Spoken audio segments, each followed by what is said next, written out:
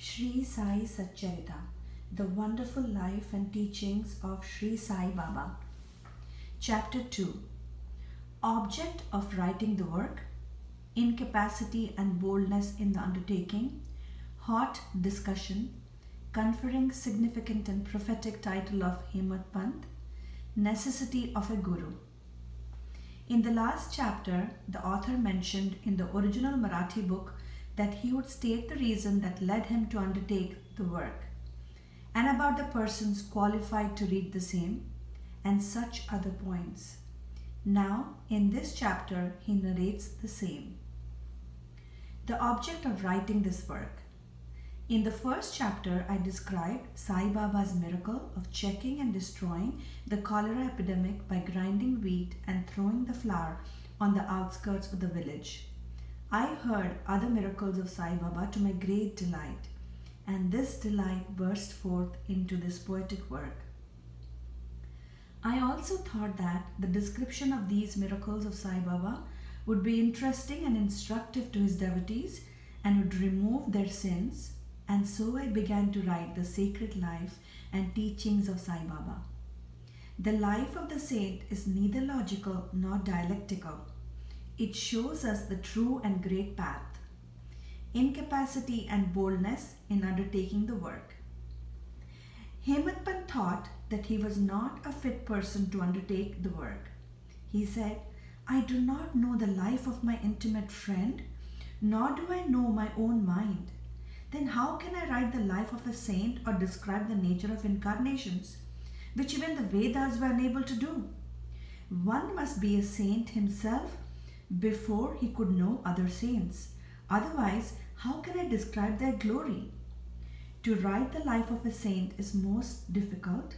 One may as well be able to measure the depth of the seven seas or enclose the sky with cloth trappings. I knew this was a most venturous undertaking, which might expose me to ridicule. I therefore invoked Sai Baba's grace." The premier poet, saint of Maharashtra, Shri Dhyaneshwar Maharaj, has stated that the Lord loves those who write the lives of saints. And the saints also have their own peculiar method of assigning the service which the devotees long for.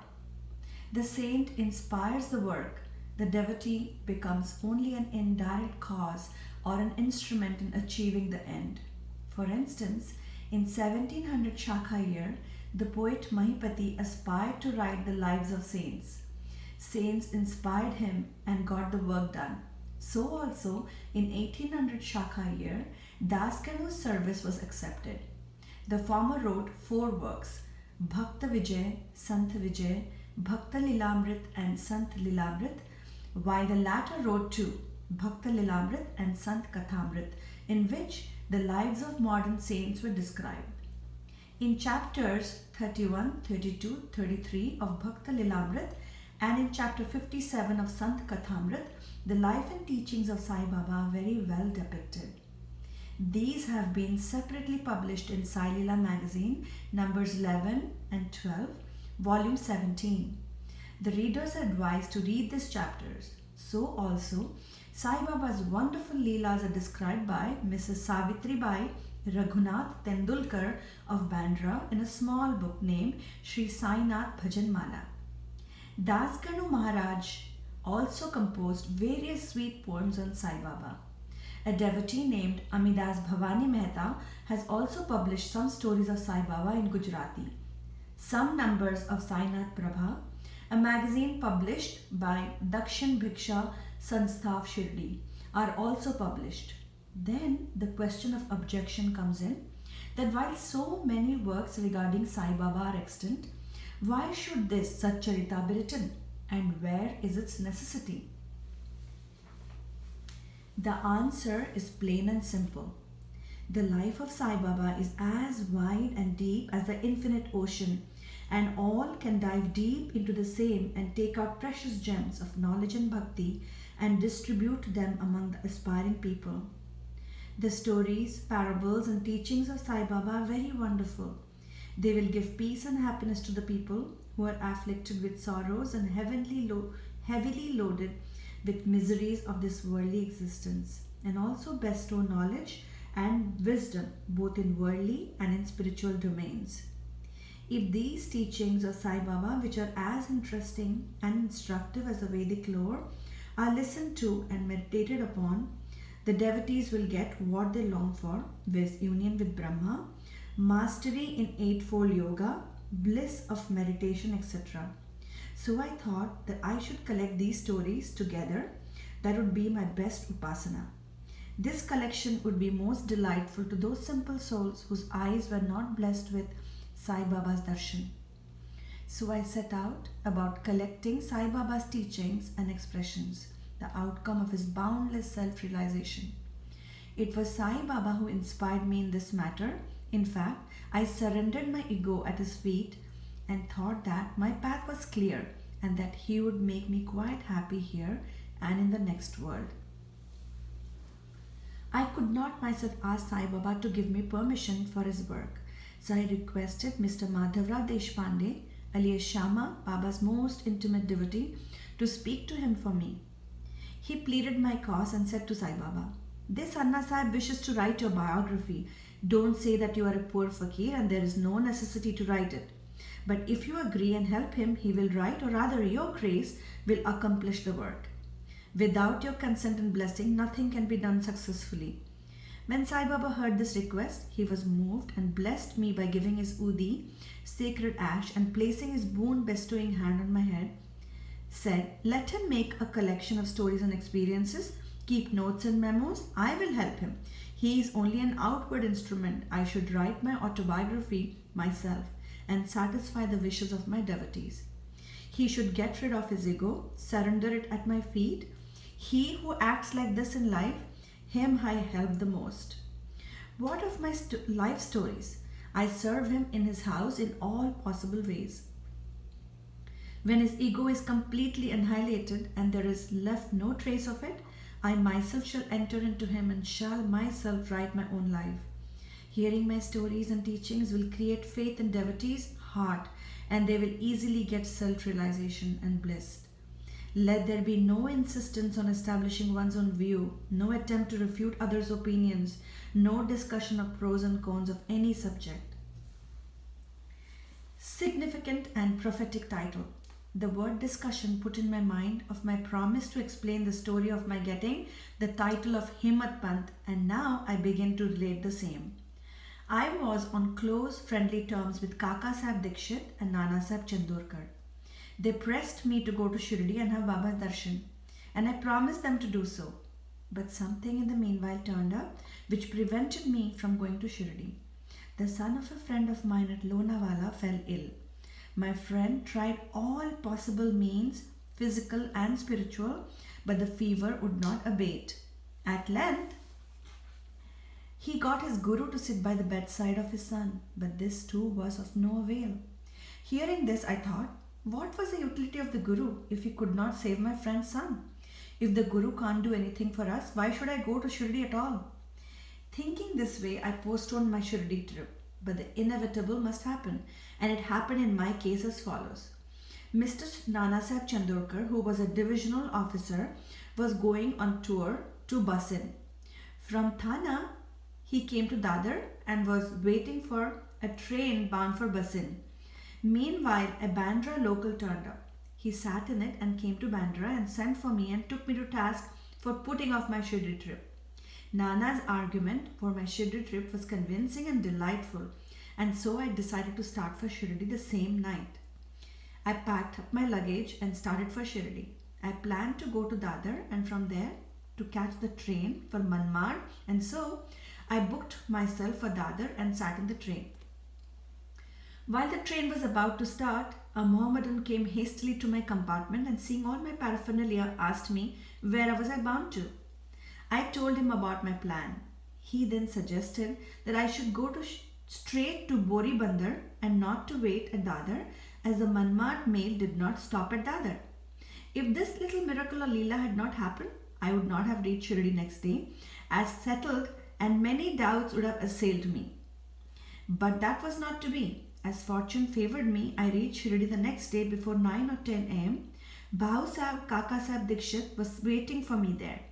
This was in 1910 when there was only one place, viz. Sathe's Vada, for lodging pilgrim devotees. After alighting from the Tonga, I was anxious to have darshan. When the great devotee Tatya Sahib Nulkar returned from the masjid and said that Sai Baba was at the corner of the Vada and that I should first get the preliminary darshan and then, after bath, see him at leisure. Hearing this, I ran and prostrated before Baba, and my joy knew no bounds. I found more than what Nana Chandorkar had told me.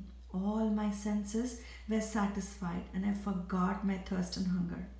The moment I touched Sai Baba's feet, I began a new life. I felt myself much obliged to those who spurred and helped me to get the darshan, and I considered them as my real relatives, and I cannot repay their debt. I only remember them and prostrate before them.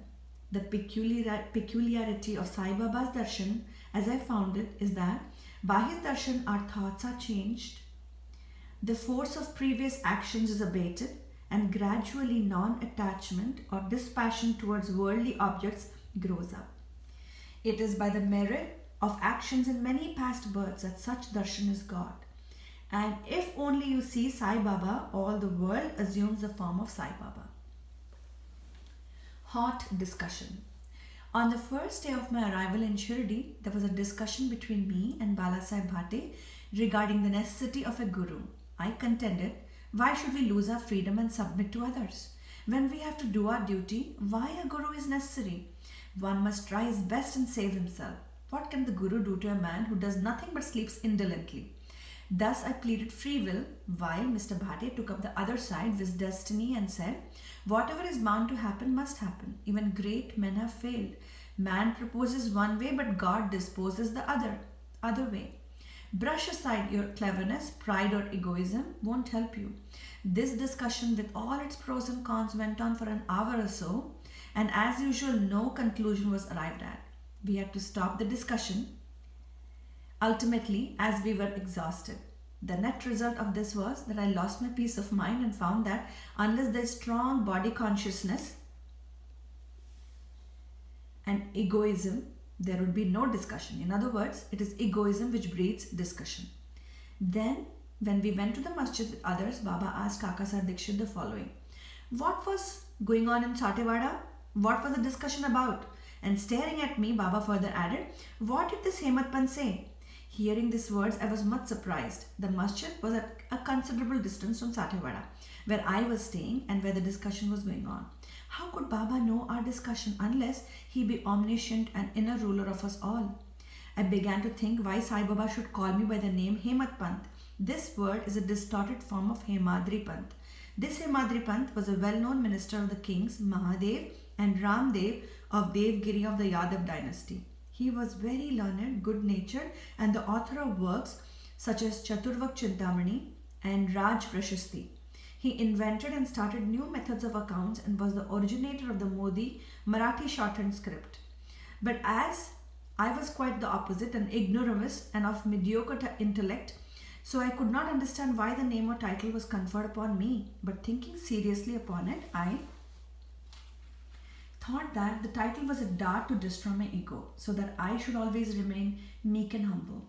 It was also a compliment paid to me for the cleverness in the discussion.